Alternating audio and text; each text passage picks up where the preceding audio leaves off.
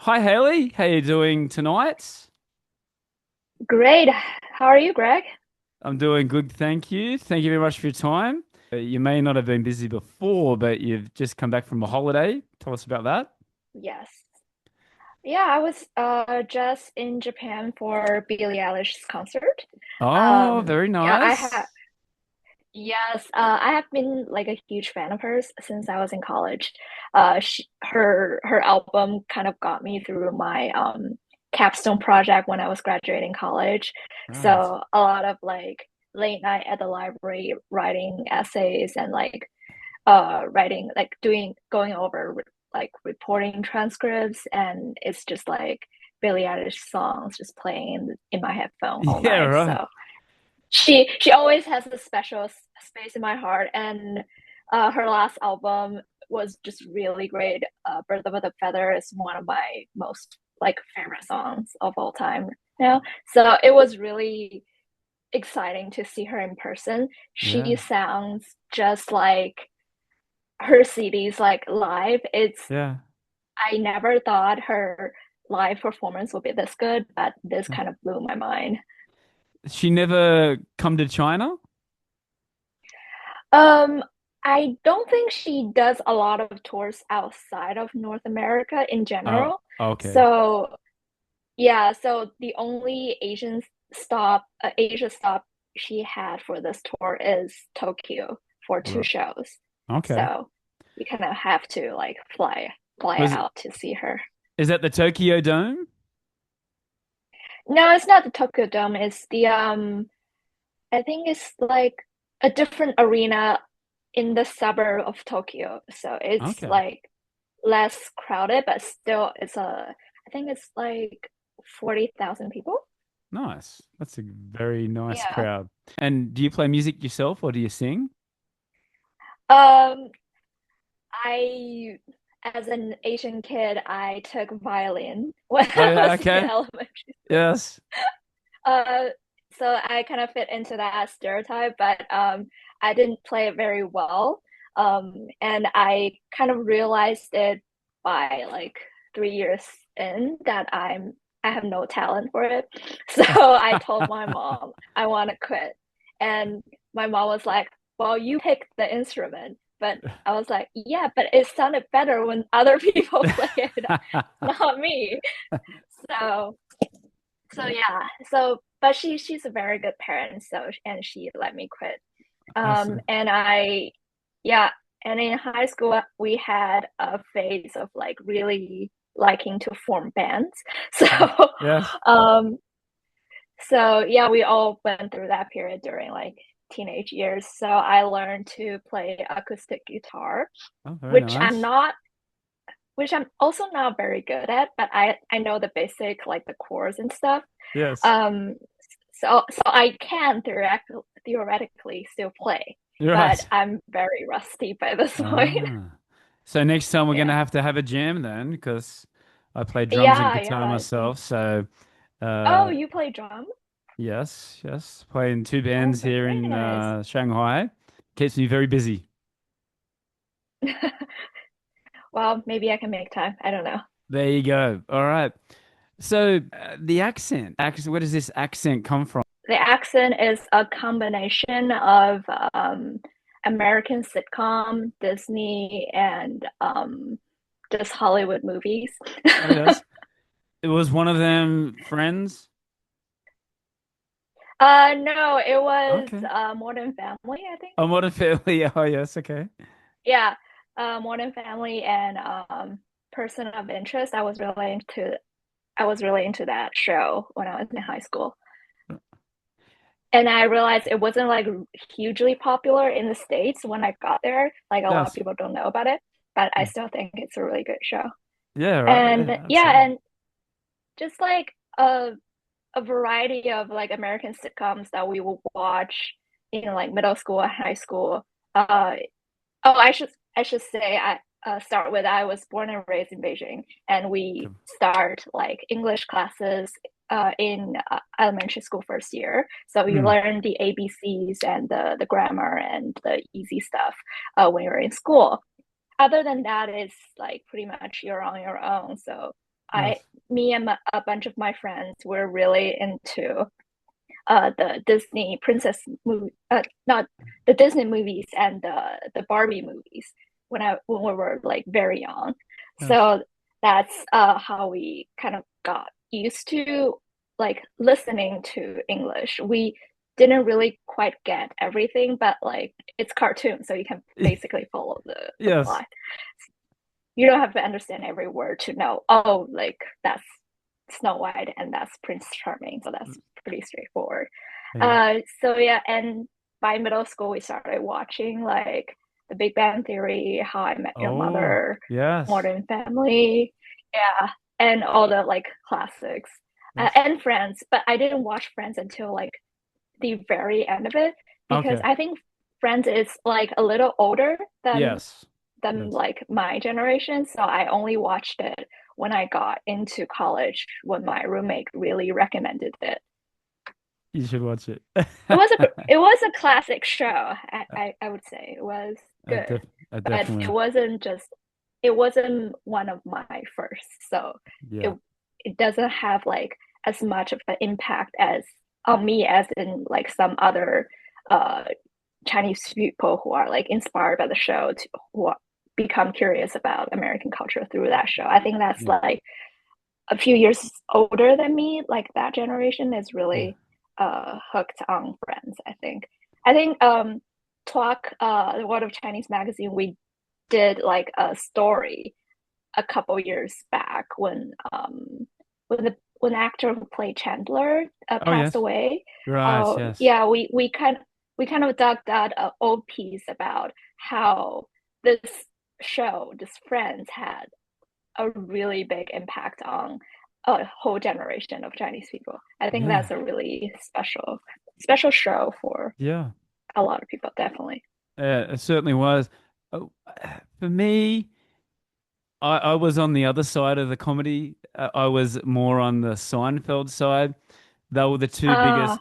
They were the two biggest sitcoms, and you were either like my sister was Friends. I was Seinfeld, and then I ended up convincing her to keep watching Seinfeld. And I guess it's one of those shows where I can watch it now in 2025, and I've seen it 1,000 times, and it still makes me laugh. it's something you would watch like if you just can't sleep and you just put it on and let it Yes, play because yes, you know every line, so you don't have to exactly. pay attention, but it's just noise and it's fun noise.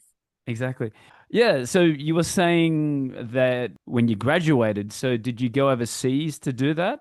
I'm thinking with the accent that Yeah, you do. I went to college and grad school in the US. Whereabouts? So Boston, Emerson College. Oh, shout out to our Boston followers. Come on. Yes. Great city. But Just a lot of winter though. yeah, exactly. But I don't hear your Boston.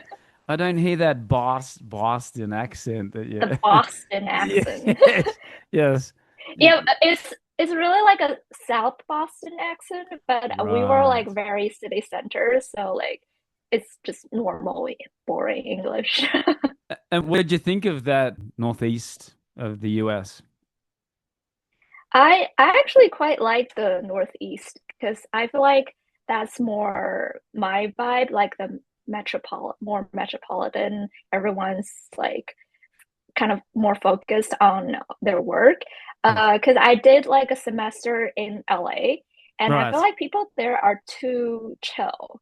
Too Right. like I don't mean it in a bad way. Like I admire people who can, like just chill out and do nothing and just relax. But sometimes I feel like I need something to do to keep busy to like maintain my mental health. So Yes. Yes. yeah, Yes. I feel like the East Coast is more my vibe. I Yeah. remember this really funny thing because one of my best friends, her name is Sabrina. She's also like a very East Coast girl. No, actually, Medina is the one I was thinking about. She's from Massachusetts, and we did the semester together in LA. And she's like very fashionable, so she like dressed for her internship when we were Right. doing that. Right. And when she got to the office the first day, one of the LA person who's like handling them, she told her that, "Oh, you look very East Coast," and she was very confused about what that means. Yes. Like she she wear like a pantsuit basically.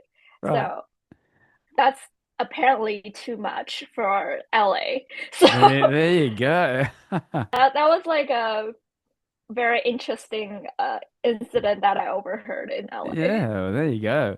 And what was the culture shock there when you first got to the US? Of course there is, but like it was actually less than I expected because uh I I always feel like if you live in like a big city, you see one, you kind of see them all because they all kind of run the same way. Like Yes. Shanghai is not that different from Beijing. Beijing is not that different from, say, like New York or Boston. They all like they're fast paced. Just China is on a bigger scale. Yes. Like the US, I feel like the city is smaller, so it's actually more manageable. Yes. But I think the most cultural shock would be food wise, because Oh yeah. uh, yes. So actually, I was really fortunate because Emerson College is really close to the Chinatown in Boston. It's like Uh, walking distance. So I do have access to Chinese food. So I can dine yeah. out, but Chinese food in America is a bit more expensive and Yes. not as good. Not as good. So Yes. I still have to Right. eat a lot of cafeteria food, Right. um, which by the end of it is just so boring. Like Yes. uh, Yes. it's the same ingredients cooked in various ways that are equally tasteless. That's I my I can impression of my school's cafeteria. I can definitely agree with you there.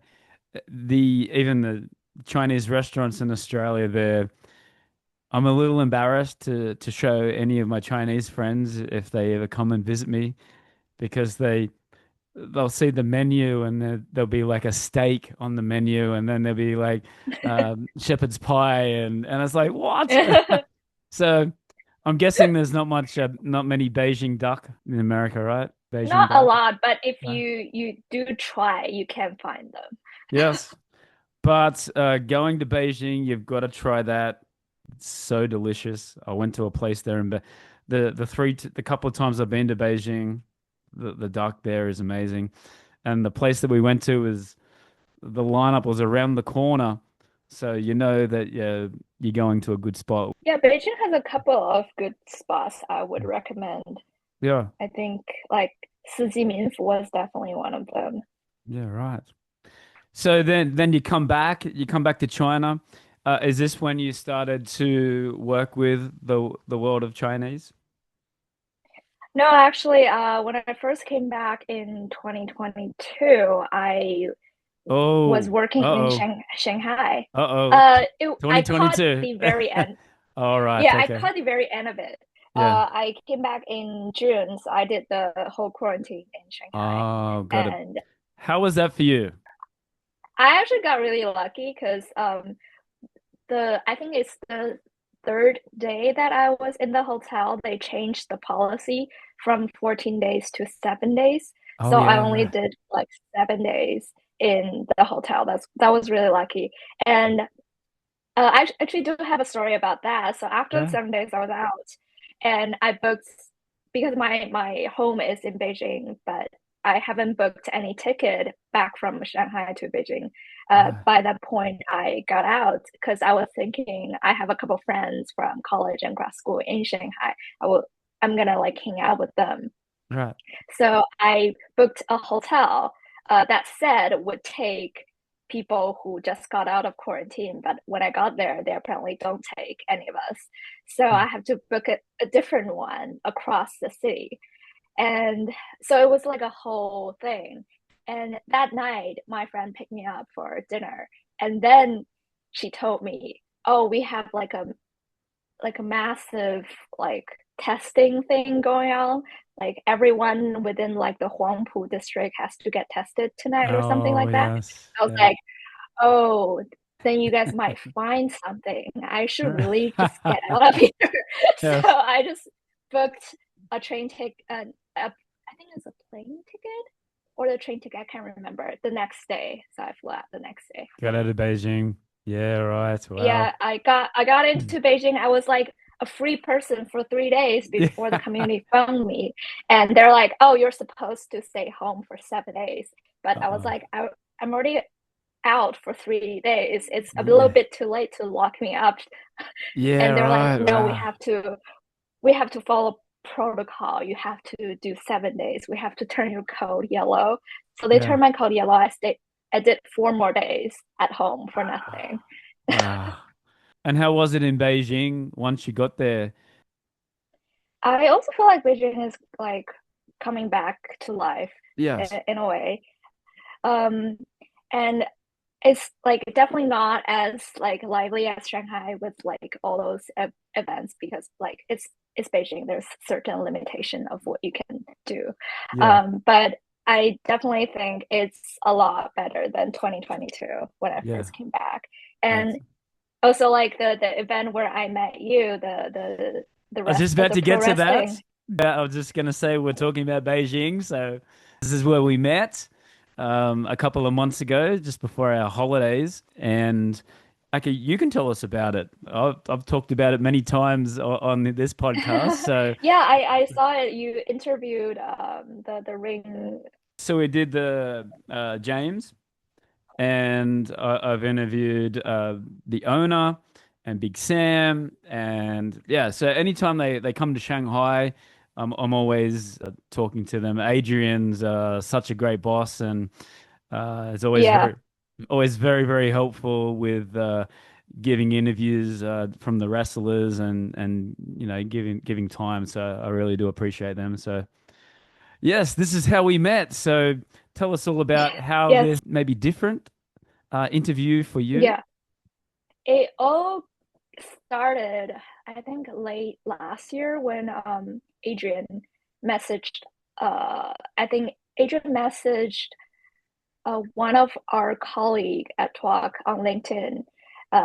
He's like, "Oh, we have this event coming up. Do you guys want to like cover um, pro wrestling in China? Because we are a culture magazine focused on like telling China stories." So um, we were thinking, oh, we've actually never done a piece about pro wrestling before. We've only written about like the old fashioned martial arts and also like Right. the the UFC fights where like John Whaley and Oh, yes. so that's like more on that side. But we've never done anything about pro wrestling like before like taking on this piece. I have no idea what pro wrestling is. I know about like John Cena and Yes. WWE, but I didn't realize that was like a very scripted entertainment rather than like real like ultimate fighting. Yes. So that was like it was a learning curve for me. So at first we didn't think too much about the piece because when he first reached out, it was a, like the event is like half a year away, so we Right. didn't think too much about it. We just got connected, Yes. and Adrian is a really good, I would say, like boss and promoter because he would keep you very updated on like what they're gonna do uh, when are they gonna do it, what kind of like event is this gonna be, how can they help. Yes. So and like when the event announcement finally came out and Adrian like messaged us again. And also funny enough, the drink sponsor Rock Oh, yes. is the owner is the husband of our managing editor. Oh, So there you go. yeah. It's a small world, isn't So it? it's a very small world. The foreigners in China, they're like all connected somehow. You Yes. have your own like very tight knit community. That's so true. Yeah. So we decided to check it out because it looks fun and it was something new that I have never experienced before. Hmm. So I decided to check it out, and we made a whole video about it, which is also on YouTube. You guys can check, our listeners can check it out on the World of Chinese YouTube channel. It's also on Instagram and TikTok for the full 15-minute really video about pro wrestling in China. There you go. Excellent. And what shocked you? Because I saw a video. I saw it wasn't the actual in the 20-minute documentary. There was one before where they run through the cafeteria. They were chasing each other through the room. Was that another one, or was Yeah, that was is that the promotion the day before? it was a fan meeting the day before. So they Right. have a fan meetup with a couple of wrestlers before the game night. Yes. So I went to that to kind of meet everyone, to Yes. get the vibe of like, and just to get an idea of like how we are gonna do this video, or how we're gonna kind of structure our narrative, Yes. because we are both me and our video producer, we're very new to this concept. Like we did a lot of research online before we went to those two events, but it's very different when you are seeing it like 10 meters away happening right in front of you than just Yes. kind of like watching it on your computer screen. It's Yes. very different. Like the impact is and the vibe is just so different, because at the event show there were like 400 people there in Yeah. the audience, and they're all so energetic and just so invested in what's happening around them. They like like I said in the documentary, I feel like that is also part of the charm of the game, because the audience is kind of part of it too. They can cheer on it, they can like curse, Yes. they can find people they support or hate. Yes. It's just a lot of very strong emotions coming out. I found that really fascinating, because it's very rare that you have the occasion to kind of let it out. So I feel like that is the place where a lot of the audience just kind of let out a lot of steams. Like Yes, that's right. sometimes it's maybe not really about the fight anymore. It's just them kind of enjoying the moment. I feel Yeah. like that's more precious. I've watched it. Like my dad used to tape it when I was a kid, and I would get up at 5 in the morning to watch it on TV before I went to school. So that was an incentive for me to go to bed early. So I used to watch it all the time, and then yeah, finding out the same thing like you, that there's all these independent wrestling as well. So uh, getting in contact with MKW. There's a couple of other small promotions. There's one or two in the south in Guangzhou and Hong Kong. This one I really like. Did you have a particular favorite wrestler that you met or you interviewed? Um, Particularly, I think Sunny Z, Oh because yes. yeah, he was very like, I think he was one of the first person we talked to at the fan meetup, because when we first got there, we kind of we are a little nervous and we don't really know what to do, and so we kind of just like wandered around the booth they set up, and Sunny Z kind of started talking to us when we were checking out his posters, and I feel like he definitely made it easier for us to like keep going, just build up the courage to do more interview and talk to more wrestlers. I think one of the surprising thing I find uh behind the scene is that a lot of wrestlers are actually introverts. They don't Yes. like to they don't like to talk too much outside of the ring. So Yes. Sunny Z is like a extreme extrovert. So he kind of made it easier to get the conversation started. Yeah, absolutely. And I remember you did one at the end. You end up interviewing Big Sam from England, Yeah, and yeah. and he's He's got to be one of my favorite. I think he plays the bad guy so good. I think it's Yeah. it makes me laugh all the time. Every time I've seen him, he just like riles up the crowd and he gets them all booing him and if they boo him and they shouting at him that then he's done his job because that's his he's a Yeah. heel. So you're saying too that you've done USC and Kung Fu. I mean, that's the more popular sort of martial arts here. So, have you done interviews with the UFC that you've been involved with? Uh, no, no, actually, it was before I was working Oh, okay. at Talk. I was working in Shanghai for Radii. I don't know Right. if you know. Yeah. So but that was also kind of before my time there. They did some mini documentary series about UFC, Hmm. and that's how I got to know this sport because that's not the kind of things I usually follow. So, um, yeah, as you can tell by just me, it was.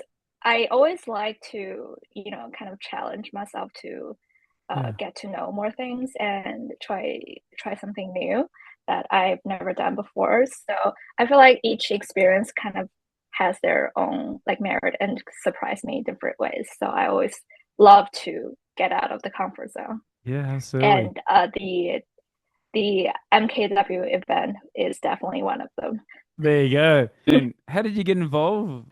Did they approach you? Did you approach them? How did you get involved with the company? So I actually majored in journalism when I was in school. So I Ah, there you go. always wanted to do some like reporting job, but after I actually worked in the US for 2 years before coming back and worked in media. And there's definitely a certain way they expect you to report on things. Even in the US, there's like a certain set narrative that they like, especially if you're like a Chinese um, national. They hire you because they want you to report on China, and the way they Really? like to That's report on interesting. China is it's not necessarily the way you want to report on China. So Oh, um, I hear so you. I definitely feel like there is a mismatch there. Hmm. So coming back, I kind of wanted to not stay with political reporting or Right. financial reporting because they first are very out of my control and second very boring. Um, Yeah. to But how did you feel about that? Did you know that going into the job, or was it something that you learnt while you were on the job?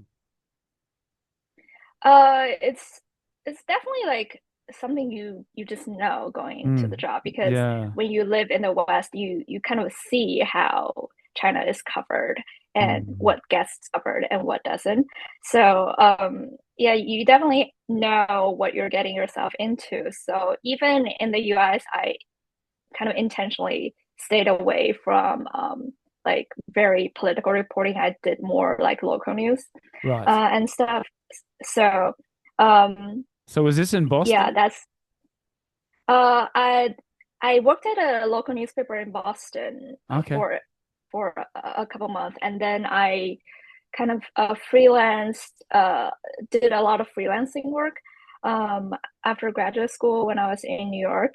Uh, and I also like freelance for a higher education magazine, Right. and yeah, just um, and also like a nonprofit news organization in Philadelphia, also freelance Nice. for them. Yeah. So yeah, So got your so, your start. So you said 2 years in the US, right? So yeah, what 2 years of like professional working in the US. Yeah, so what was your decision to then come back? You just miss home? You want to see family? yeah, that's the main reason because of like the pandemic. I didn't get to Oh go yeah, home right, right. for 3 years, so I kind of Mm. like by that point really miss home and my family, and also like one of the family member is like dealing with some health issues, so I feel like that's time to come back.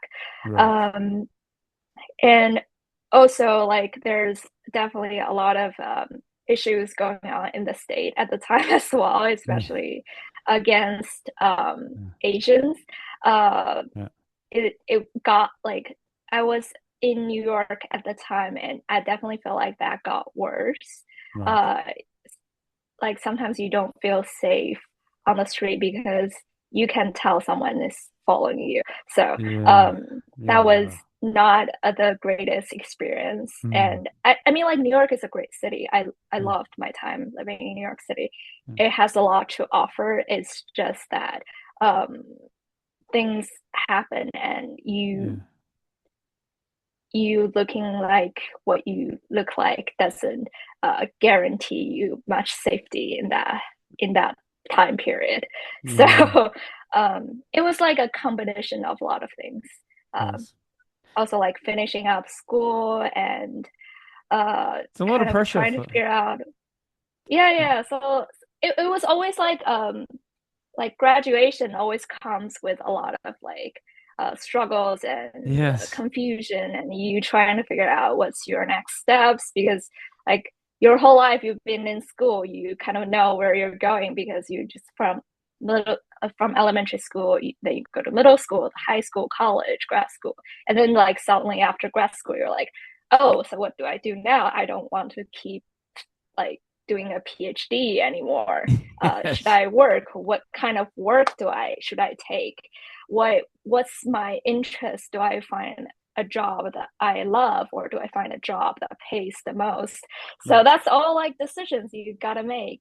So, Yes. and where do I work? Do I try to stay in the US, or do I come home where I'm more comfortable and accepted? It's all like a lot of things to consider. Yeah, absolutely.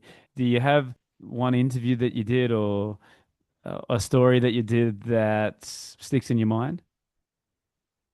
All the interviews I did are actually they all turn out pretty well. I didn't have like a negative experience professionally there. Right, right. Was like the negative experience is more like the small things in everyday life that you Yes. feel and yeah.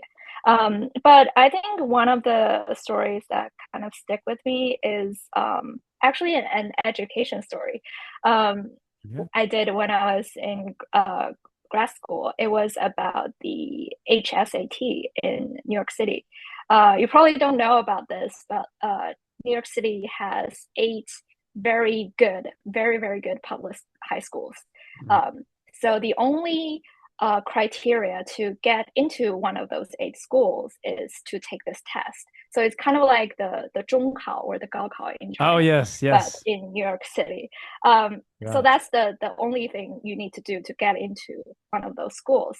And the racial disparity in those schools are like very, very kind of shocking because um, one of the high schools I like interview a lot of people from there. It's like Stuyvesant.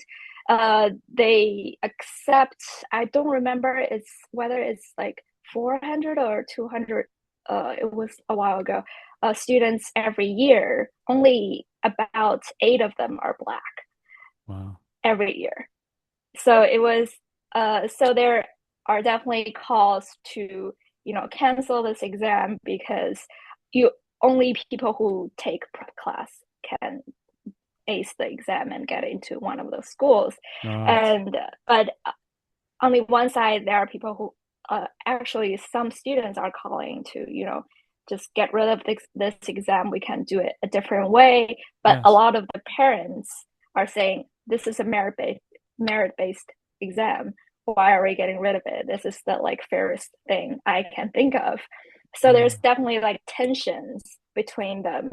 It's actually the Asian students who are saying we shouldn't do this exam, and the Asian parents, they're like, this is the fairest thing I've seen. This is merit based. What are you talking about? You don't know what you're talking about. So they're like Yeah. at each other's throat. So when did you start looking for a job? And then when did you get the interview? Tell us about the interview process with the world of Chinese. So yeah, I was actually at the time working at Radii in Shanghai. They do a lot of like pop culture and stuff. But Right. yeah, and I was in a junior editor there. But I feel like nothing wrong with about Radii, but it's slightly different from what I was looking for. Mm. I was writing a lot about like I was kind of like aggregating news a lot because I was just uh kind of rewriting what's already out there on Chinese social media to like a Western audience, Right. which is a valuable job because there is a disconnect. And some people should do that, but I feel like my interest is in something slightly different.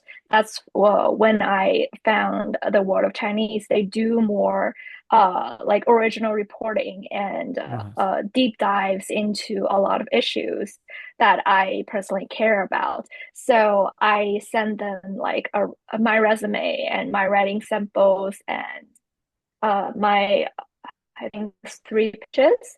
And they hire at the time because one of their editor is leaving. They have an opening. So Mm. I just like caught the opportunity and went through the interview.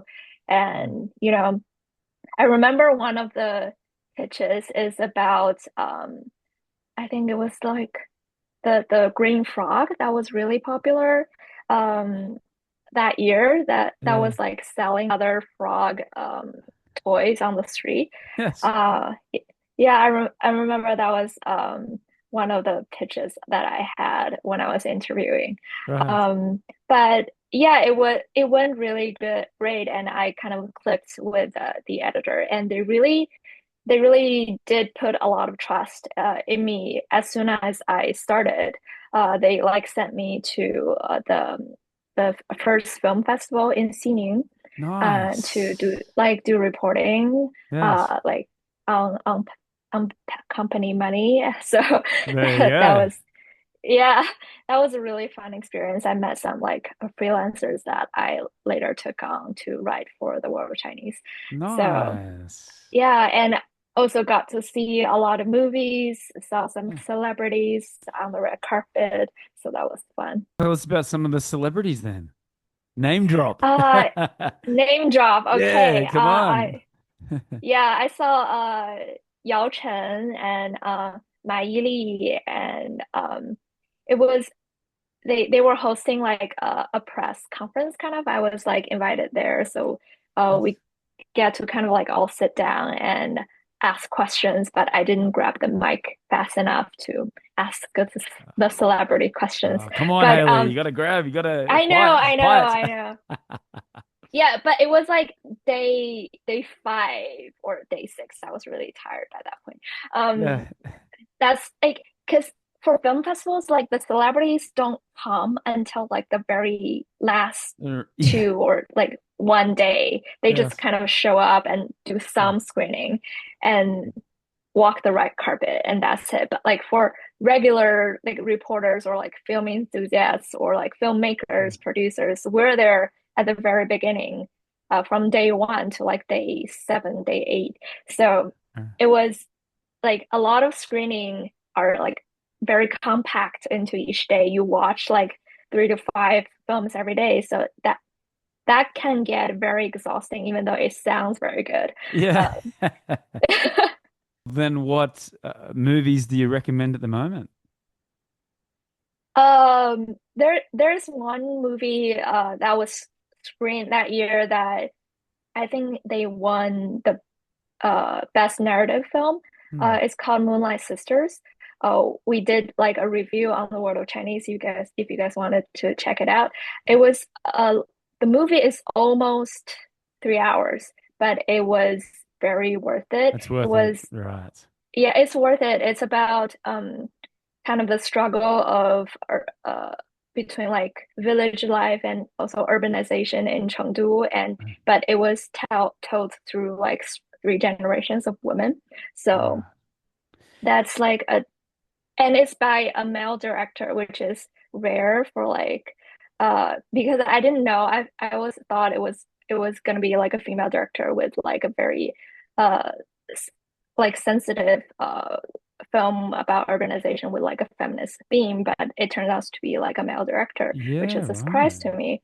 So Yeah. that was very it was a unique situation. I think Hmm. the film is definitely worth checking out. Oh, And another winner of that year that I remember it was it's called Galaxy Rider. It's like it was released in I think in most cinemas across the country last year, but they didn't do well at the box office, okay. even though I think the film is really good. But Right. maybe it's like maybe it's a niche because first is a lot of like indie Uh, filmmakers that like do well on film festivals. Maybe they just don't vibe with like a mainstream platform, I guess. Speaking of that, Haley, you say that you're talking about these Chinese movies. I always get two people from WeChat sending me these messages and going that I should invest in Chinese movies. Is this a scam or is it actually legit, do you think? I think it's a scam. Okay. Okay. I These mean, if messages. you have money to spare, you can experiment, but don't Yeah. invest all of your money in that. Oh, they keep Uh, they. the heyday of Chinese film market is 10 years ago, so now Oh, is not the okay. greatest time. Okay. Yeah, Or did you see any I don't know. differences for when you come back to Beijing? Uh, Definitely, you are very dependent on your phone. Yes, absolutely. I think that's the major difference. Like in America, you can kind of leave your phone at home and go out with your wallet, it will be fine. But in Yes. Beijing, it's impossible, or in China in general, it's impossible to get separated from your phone. All you got to do is just go on the subway in Shanghai, and every single person is either playing a game on their phone, texting. It's just me too as well. But Yeah. yeah, it's just incredible how the world how that has changed. Yeah, but Over to the be last- fair, I would have been playing on my phone in New York subway as well, but there's no signal, so you All kind of right, yeah, forced to do yeah, something else. yeah. That's right. Yes. So, when you joined the world of Chinese, did you have to change your way of being a journalist? Not necessarily. I feel like No. the world of Chinese has given me a lot of freedom to do try out the things I want to try and to, like uh do stories that I care about. But what also comes with the job is that because my title is an editor, so I also have to edit and get other people's work in shape. And that is actually the majority of my workload is editing other people's work instead of like Oh, working on my yes. own. So that's Yes. I feel like that's the only downside of the job because we're a very small team. So Right. everyone has to take on different roles.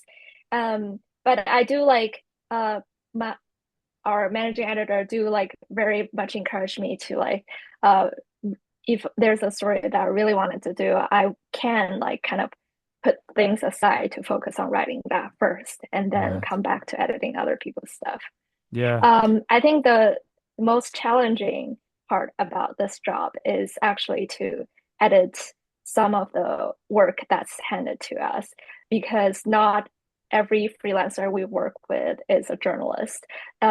And also, there's a limited amount of people who can write in English in China Oh, to got it. actually cover China. And we don't want to heavily rely on foreigners in China because they can only provide their perspective. But we also wanted to Right. showcase how people actually living in China who are Chinese feel about things, how they see things, how they write about it. So there's a lot of holding their hands and Right. guiding them, guiding Yes. them through getting a in-depth reporting piece uh, Yeah. to a publishable form. So I Now, think that's no. the thing that I kind of like learned and got a lot better at over the 2 years I've been Yeah, working at the World of Chinese. absolutely.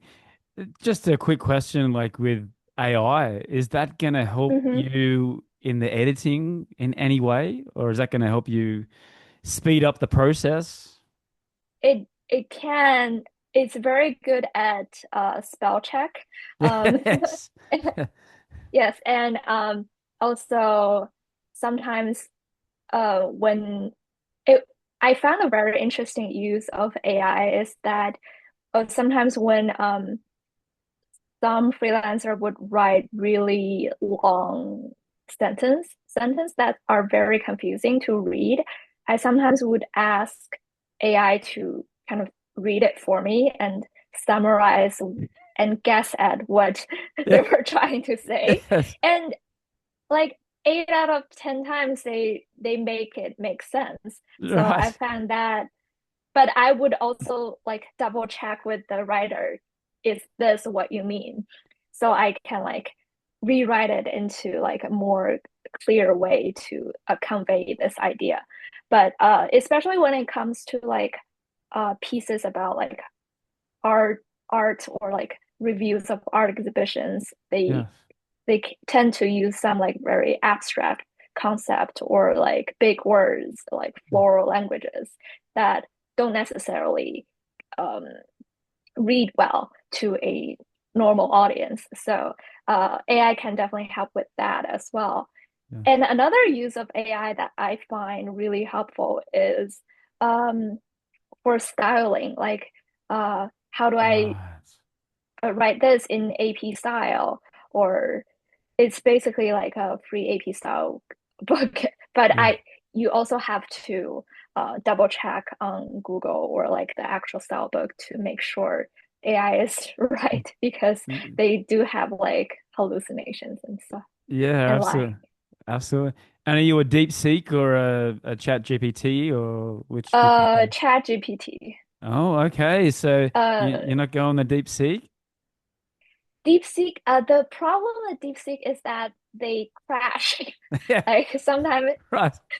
uh, sometimes they were just like system busy and there's nothing you can do about it. Right. So I feel like ChatGPT is more stable. And also Yes. because I started using ChatGPT a lot longer before DeepSeek Right. ever came out. Right. So ChatGPT already knows what I usually look for. So I feel like Got it. I vibe better with ChatGPT. Okay. And I feel like if I kind of have the same process with DeepSeek, I can still tweak it to where I want it, but then I'll have to do it all over again, which is a Right. lot of work.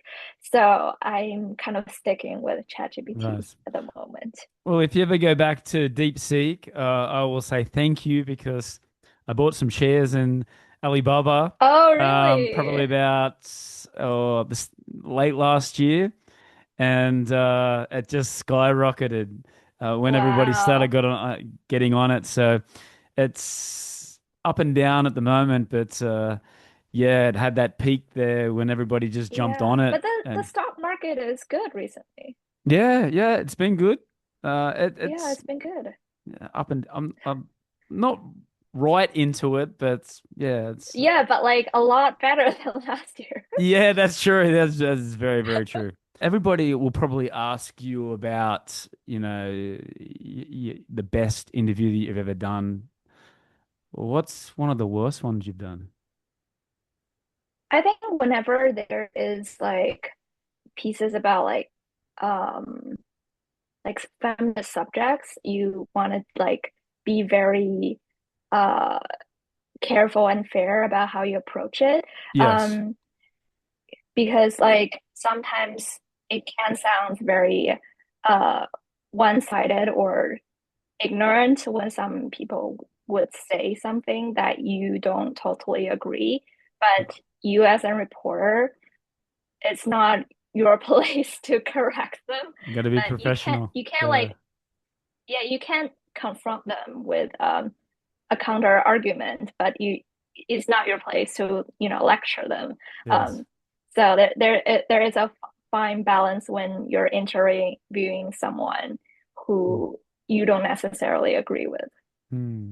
Is that must be really, really hard if it's like that. Well, it's well, like when you get people on the phone, they're actually not that bad because you're actually talking to them. They're Right. not like that brutal. But Yeah. I feel like it's when you're like chatting online, you're like Yes. approaching them, or you're just they're like not comfortable talking on the phone, so that you're doing like text interviews when they can Mm. get kind of weird and Yes. aggressive. Yeah. But I feel like whenever you can get people on the phone or like on a video call, they're more civilized when they can, see your face and Yeah. hear your voice. So, do you have no limitations on your interviews? Oh, of course, there's limitations. Yeah. It's very hard to get people from the government to go Right. on record with you because Right. they're very cautious about what they say Yeah. to the press, whether it's domestic or international. It's Oh. not that different. They are all very cautious about what they say. Mm. Um, so when we do get the opportunity to interview some like officials, is when uh, our boss knows their boss or some kind Got of it. situation like Got that. it. Got So it. you get the in, or they really kind of need the press. Usually it's the tourism bureau. They kind of need some press to promote Yeah. their city or stuff like that. Mm. So they would reach out to media or like when because our parent company is actually a publishing house and we also do books. So sometimes the tourism bureau would commission us to do like travel books for them. And Right. that's when we get to uh, meet some of the officials, like the mayor or something like that. Oh, And when we got to know them personally, comfortable. it's easier to get interviews with them or someone he Right. knows. Um, Right. it's if you don't know someone who knows someone personally, it's Yes. kind of hard to get a government official or like Okay. anyone working for the government Right. to talk to you on paper, on record. What is the fan base for the world of Chinese? Is it predominantly is it half half or Uh, two-thirds, one-third? it's It's like basically half our readership is half located in the US Hmm. and half in China. And the China part is a mix of like foreigners, expats in China and Chinese people who are interested in like learning English. It's Got it. kind of hard to figure out the exact uh, mark markup of it because it's kind of hard to track or like quantify that. Um, we can only see where the click is coming from, not Right. who is clicking. So Right. Right. uh, there's the limitation of the demographic Demographic. ratio that we can know. Right. For someone that's watching or listening and they don't know too much about the company, what interview do you think they should go and watch and why? Oh, so we have a YouTube channel where we publish our kind of longer content. We did a mini documentary about um, Shanxi and the old temples there that kind of inspired the Black Myth Wukong's architecture in the game last year. That did really well on YouTube. I think it's a really beautiful story that everyone should check it out. Mm. Um, but the World of Chinese is more of a written platform. So Mm. we kind of anchor around our website and our four magazine issues every year. Uh, so we publish quarterly, and every magazine issue has a theme. The upcoming one will be about urban planning. Um, Ah, Yes, we're gonna talk about the evolution of like shopping malls in China, how they have thrived in the past decades, but are struggling at the moment. And we're also yes. gonna talk about the old compound buildings in China. Uh, there's like a different situation in China because we don't own the land. We own the uh, using rights to our apartment for 70 years. So then what happens after 70 years? So that's the question we're gonna explore in our next issue. So There you go. stay tuned. It's coming out soon. And when is it again coming out? It's gonna come out around early October. Early October. Great. All right. Yes. So, what's the best piece of advice that you've ever been given? Yeah, it was given by one of my best friend in grad school. She's like, just do it. Yeah, because I was really uh kind of struggling about whether I should like reach out to a uh interviewee about I forgot the piece I was working on, but um I was probably never gonna reach that person because they have like a huge following on Instagram, and also like I think another person I want to interview is also like work with the New York City Hall or something. Um, I thought I was never gonna get the interview because I was just like a student and doing a basically homework. Yeah. Yes. um, Student journalism, uh, but homework. And I thought I was never gonna get anyone on the record, but my friend is like, it's not gonna hurt you. Just email them or like leave a voicemail. You might hear back. I actually did eventually hear back from a representative Oh. um, in New York, but it was way past the deadline that I Oh, need to right. hand in the piece. And Right. it was one of his interns who phoned me back and left me a voicemail saying, "Oh, we saw your voicemail and your email. Senator blah blah blah can talk. Representative, I forgot the last name, can talk when at this time if you're still looking for the interview." And I was like, Ah. "Yeah, but that was like 2 months too late." Too late. Damn it. But it's still like good to know that they heard. Yeah. Yeah, that's right. And maybe, who knows? Maybe you might be able to interview him again. Yeah, Maybe. maybe. I still Uh, have the phone number. there you go. There you go. That's great. Social medias, Haley. For social media, you can find me always on LinkedIn. Message me for any like professional inquiries on LinkedIn. And Instagram, I do have a private account which I like to keep private. Okay. But if you ever wanted to reach me, you can always message me, like DM me or DM the World of Chinese. They know how to reach me. Okay, great. All right, we're down to the final bit. So I'll give you a topic, and then you give Hmm. me your top two or three favorite of all time as of tonight. Okay, so right back at the start, we talked about music. Give Hmm. me your top two or three favorite artists of all time. Favorite artist of all time. I feel like I need two categories for like Okay. international Yeah, stars okay. and Okay. Chinese. Go for it. Um, for like English language songs. Um, one is Billie Eilish that I Yes. mentioned. Um, the other is Chappell Roan. Oh, there you go. Yeah, Yes. yes, and there are a lot of like great ones I also listen to as well. But I feel like I should mention Taylor Swift because I was a huge Swiftie when I was in middle school. I actually just watched a documentary on Netflix. It was very Oh, interesting. really? The Yeah, Miss Americana. yeah, yeah. And then Chinese.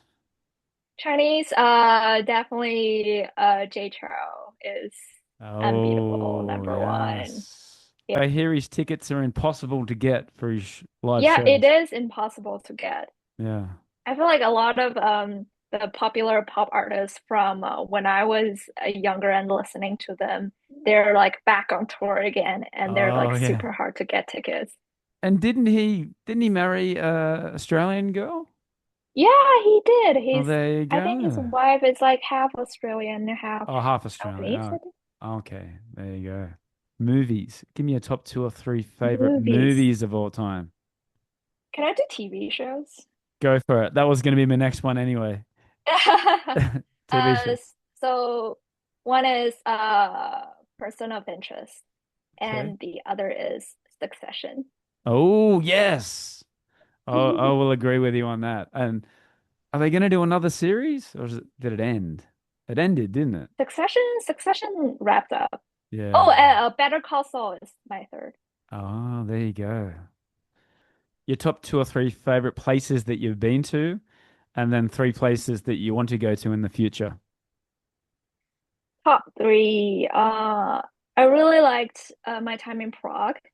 Um, Oh, and yeah, and in China, I think I really enjoyed Yunnan. me too. Um, yeah, and third, I would say Boston because I lived there for 4 years, and Come it's a very on. nice town. Yes. Come on. I still haven't been there. It's one of the very few I haven't been to that I'll get there one It, day. it's it's a very walkable city. You can like walk from the north to the south in like 3 hours. Yeah.